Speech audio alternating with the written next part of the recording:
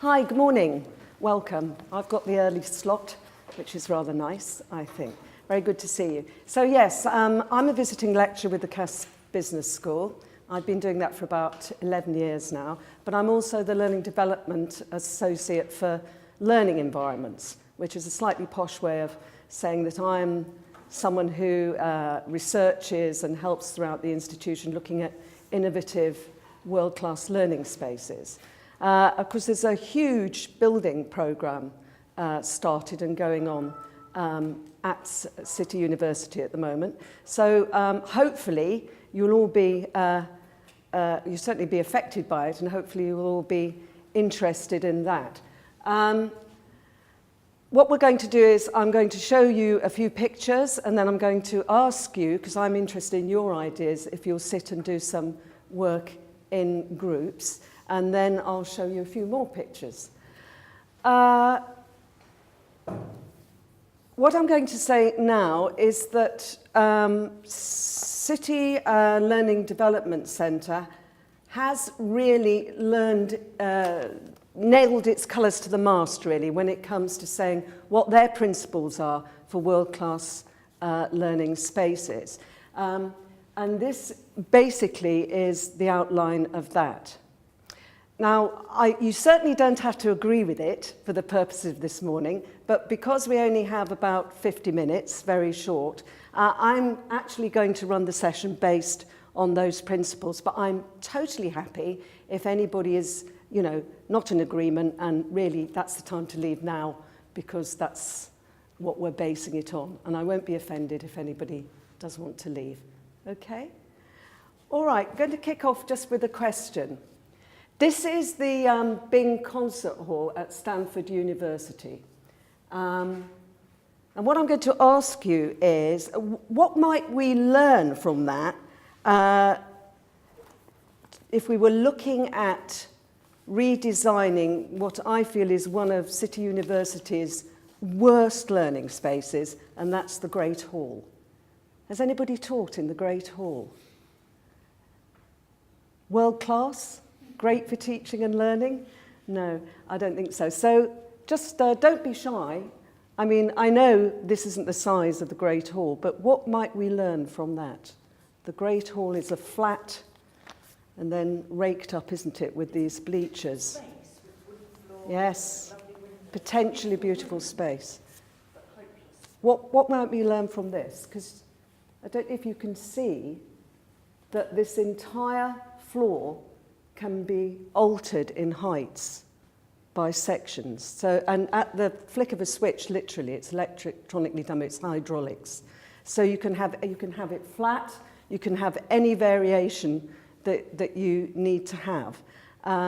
So what I'm saying is, you know, this is about really thinking on a high level when we're coming to thinking of redesigning spaces, if we want to be seen, which I think the institution does, as offering world-class learning spaces. So that's...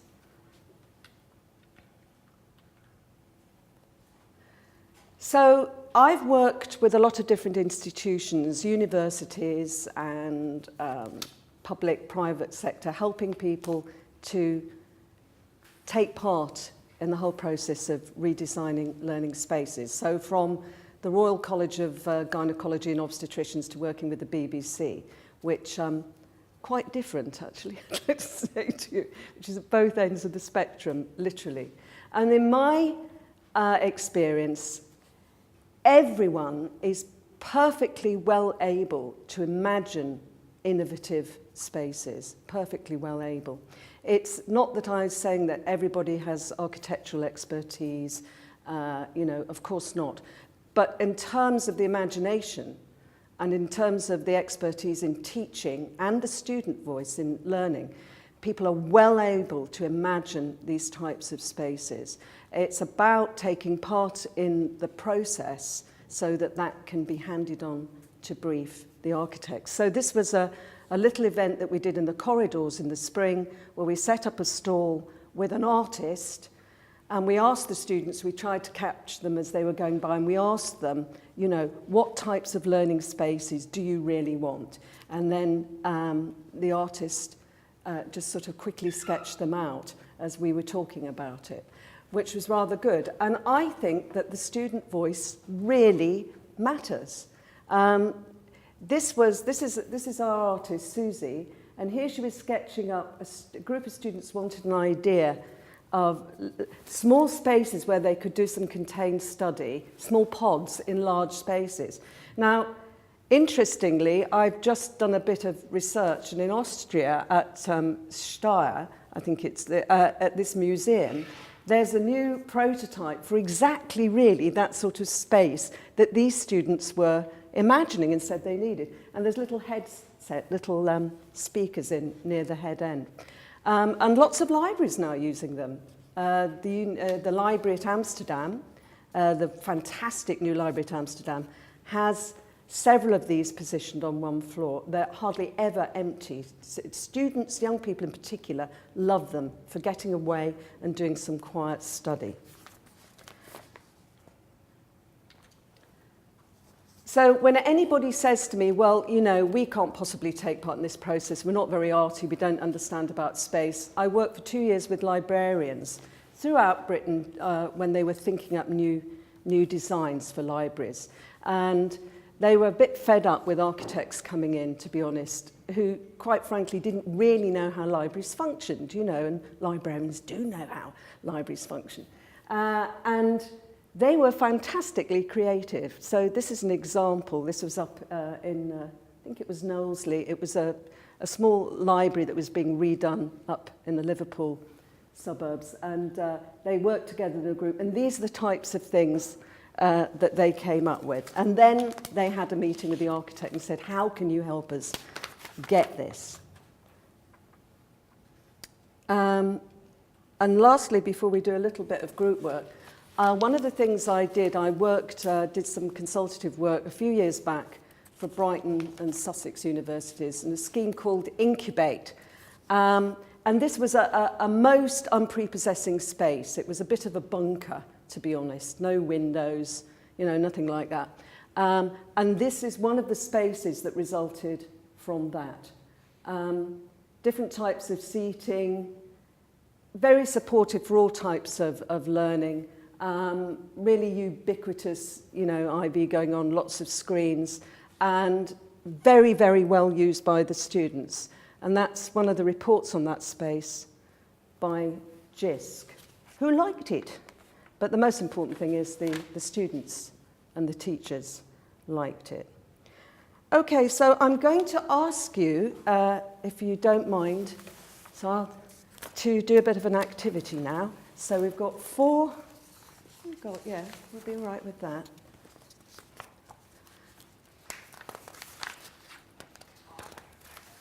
Now, the idea behind this is that you cluster together a bit and that maybe one person acts as the scribe, okay? So if you're down at one end of the table, I'd come a bit nearer. And what I'd like you to do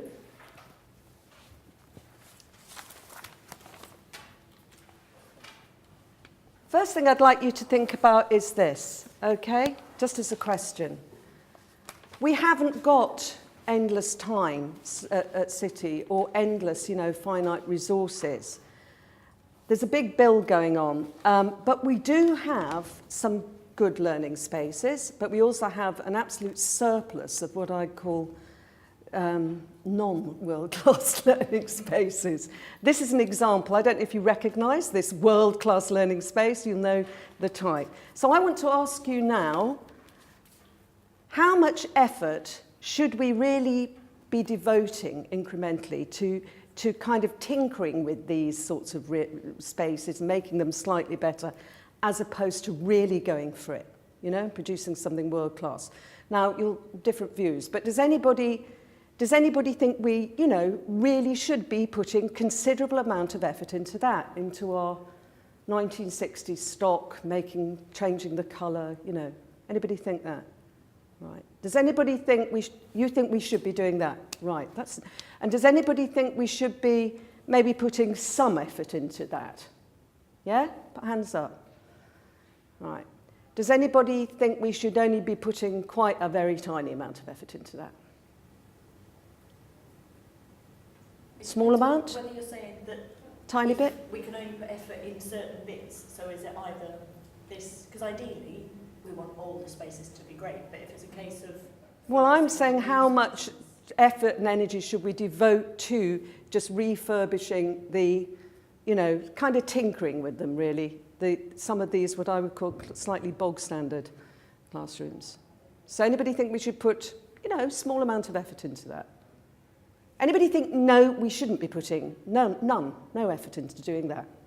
Well, there is an argument for putting no effort if the mid-ground is pointless. You know, if you're just tinkering around making small changes, then maybe just no point in doing that. Okay, So okay, you either go for it or you don't. okay. So you think maybe not? Maybe not. Okay. Well, there's some little things you can do in those spaces which make a big difference, aren't there? I just basically wanted to say, we've only got so much energy, we've only got so much money. What proportion should we be putting into making certain improvements and what proportion should we be putting into really looking at going for getting top class learning spaces, you know? What's your view? I'll talk about that at the end. That's very unfair. So, what I'd like you to do, and I'm only going to give you a couple of minutes, I want you to produce a long list. It's a brainstorm sheet. I'm only going to give you a few minutes. Don't reject anybody's ideas. And when I'm saying distinctive key qualities, right? Distinctive. So go for it, only a couple of minutes. If you sit round, and as I say, any idea needs to be written on this list.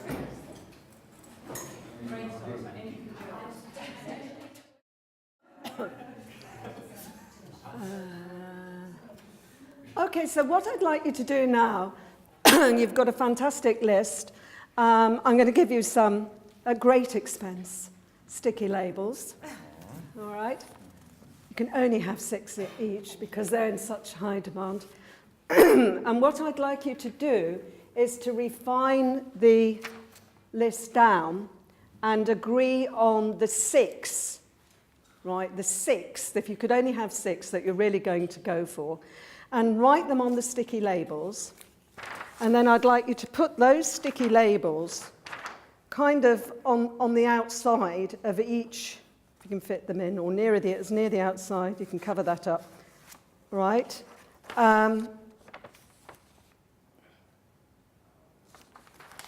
I need to just slightly alter this because I'm going to change my mind slightly with this, because I thought I'd have 4 groups. So I'm going to give you one for a small flat room with up to 35 students. This is a teaching space. I'm moving things around a bit because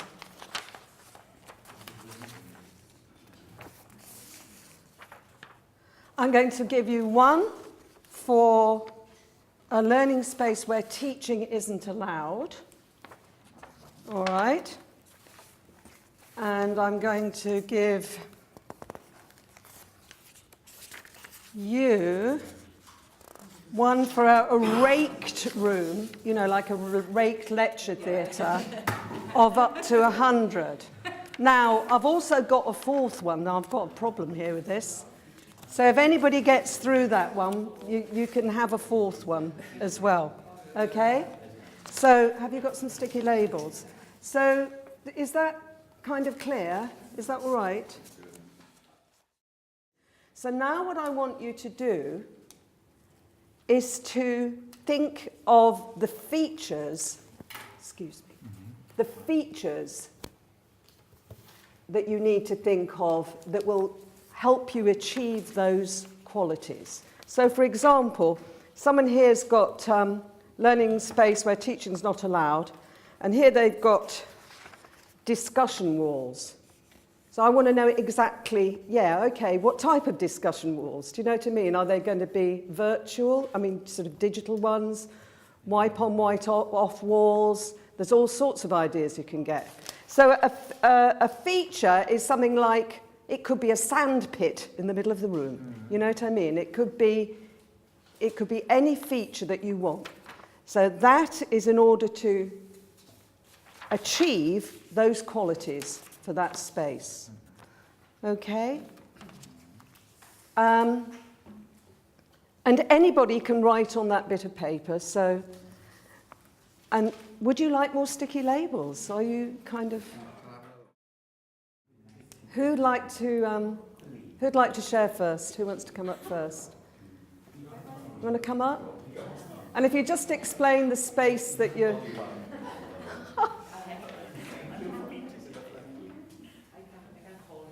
Okay.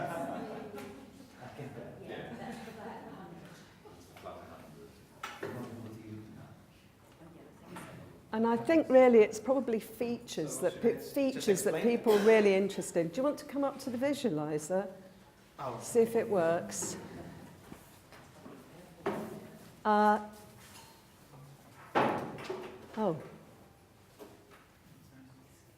Can people see? I think you can explain it anyway a little bit, can't you? See? Okay, we have taken, I have actually taken a read, it's easy.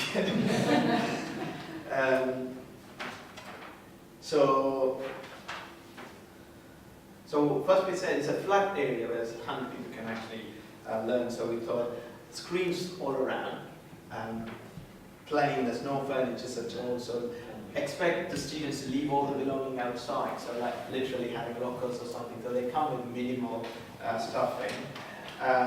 So screens are surrounded all four walls. We said GSM scramblers or block Facebook, so it's no other technology or mobile phones will be active within that room space. Lighting rings or rings like where facilitator will be followed with a circular light where so you can see wherever he or she goes around, so the screens are all around. And speakers on the floor, so very good acoustic with speakers in the floor with wireless microphone, so the speaker who can actually, or the facilitator can walk around. Furniture is on wheel with interlocking shapes, so we can change the environment whenever we wanted to change the way. Fantastic, actually. Thank you very much. Yeah, I particularly like the speakers in the floor. It seems to be a really wonderful idea. So, would you like to go next?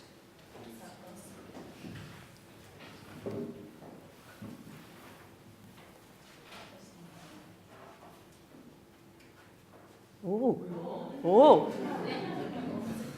fantastic. Yeah. It's just the light reflection, I think. Well, you kind of get the idea. Okay, so we've got a learning space where teaching is not allowed.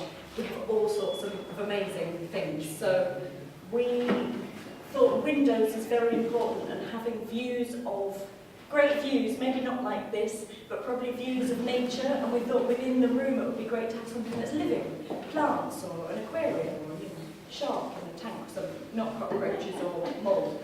And that could also be natural objects like pebbles or wood or those sorts of things. And then this space would have some various areas that you could control. So it could have different lighting, there's different colours, it could be above or it could be below or it could be on the walls. It could also have the sounds was quite important. So we'd have a sort of docking station so that you could have localised sounds. It could be sort of waves or music or anything like this. Definitely have coffee and water and food and just those sort of general facilities that's essential to learning. And walls that you could project on, write on, connectivity. And I think that's about it. Thank you. I think students would really like that. Thank you very much. Okay, so number 3. Sorry to rush you through a bit, but we've got a little bit more to do. Oh dear. Right, so we had the rate room for 100, and we kind of cheated a little bit because we didn't think there was really a need for rate rooms. The first thing we thought was, how can we get rid of the rape setup? Very good. Because really the only reason to have that is because you want to squash as many people in the room as possible. And that's the only reason that you have the rape setup. So one of our qualities was space.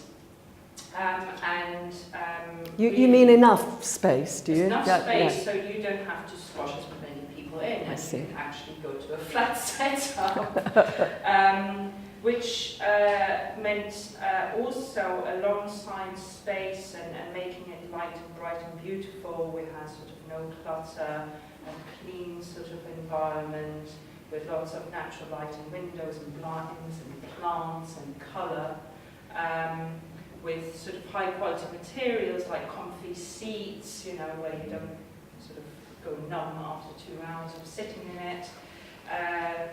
It needs to be reconfigurable and flexible, so no fixed seating, which is traditional and rake sort of arrangements. Numerous screens, so again, you know, people can actually see you as you go around. Lots of digital visual resources, and not just digital and visual resources, but any kind of resources. So clickers, pens, post-its, markers are actually in the room, so you don't have to lug them around. So pods, we like the pods, but they need to be remote controlled, obviously, and that should be available in the room as you're walking around.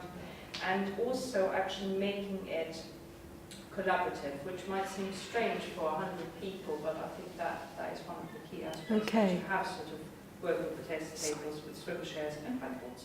Thank you. Thank you. I didn't want to stop you. Can I? We have to do this. 4 minutes total left. Oh dear. Right. Where's?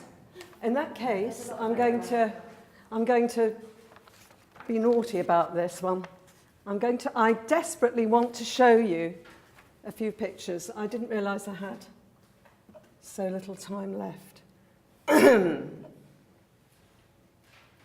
Right, sorry, I'll whiz through these. Okay, Loughborough University's new design for a lecture theatre. It's raked. What I want to show you is the seating. So they have kind of banquette seating, which is slightly L-shaped, so 3 students sit along one side and 1 on the little return edge. And so students can easily do group work in groups of 4, which it's a new design, it's a proprietary design by an architect. Someone can't just sort of get it off the shelf. I think it clearly has got lots of potential, I think. Live Learning Academy, Kent. All these sections of the cake move back and forward. So this is a flat room, so they could be pushed right back, okay, and you can have more interactive tables in the middle of the room, or you can have both going on. Sorry to... I've actually been there. Yeah. It's amazing. Yeah. Pod seats. They literally, it's hydraulics. They push a button and the students Yes. move them. These are 11, 12, 13-year-olds. Yeah, happens in seconds. Sorry to rush through.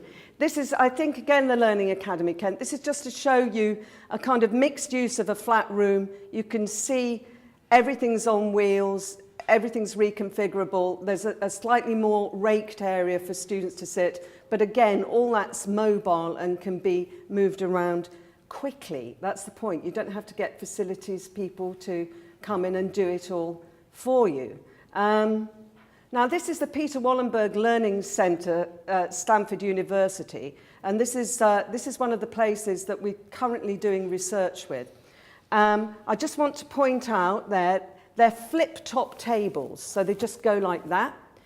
They are all on wheels. These steel case, lightweight chairs, what's interesting is, you see the picture of the guy, you just get hold of the top one, pull it out, and you get 7 chairs in a row gliding out.